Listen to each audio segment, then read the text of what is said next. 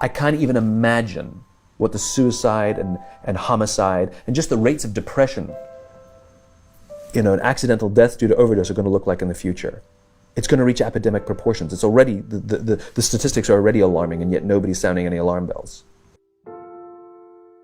Parents have to intervene. We have to stop giving our kids free access to social media and phones at young ages. They are not ready for it. Their minds cannot cope with the dopamine. They can only have it up to a certain hour, and you take it away. They're children. You can take the phone away. We've got to intervene as parents. But as companies, we now have to deal with the influx of kids that are coming into our companies with addiction. Watch, I see it all the time. Walk through any office. You'll see the older employees have their phones on the sides of their computers as they're working. You'll see the youngest employees have their phones face up in front of their keyboards between their arms as they're working. And this is how they work.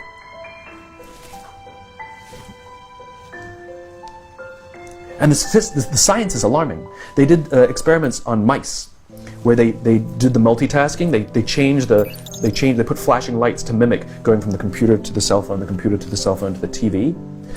The mice that were exposed to the changing lights, it took them 3 times longer to solve a maze than the mice that weren't, and the damage was permanent. There is a subconscious reaction to these devices when we use them, okay?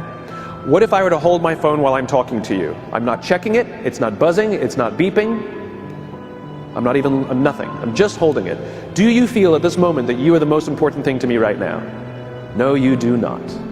Because there is a subconscious reaction we have to the device. When it is out, it makes the people around us feel that they are less important. So when we're walking down the halls in our offices and somebody says, "Hey boss, can I ask you a question?" You go, "Sure, what's on your mind?" We've just told them they're not that important. Or we can go, "Sure, what's on your mind?" And if you don't have a pocket, find a shelf, put it on the shelf, come back and say, "Sure, what's on your mind?"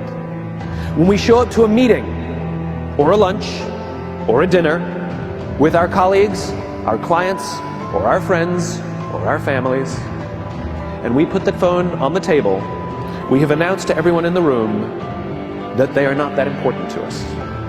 And by the way, putting the phone upside down is not more polite.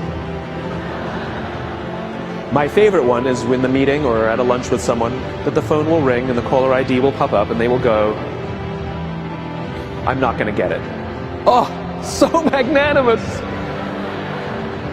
Oh, lucky to eat with you today. Or they could just put the damn thing away. You can tell how addicted we are.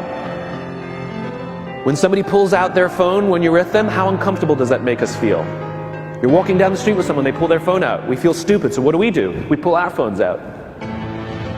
We're so addicted. Somebody goes to the bathroom when we're at dinner, and what do we have to sit there by ourselves? God forbid we should look around the room for 5 minutes. We pull our phones out.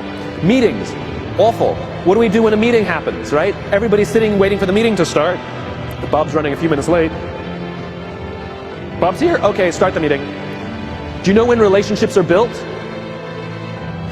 All that in between time.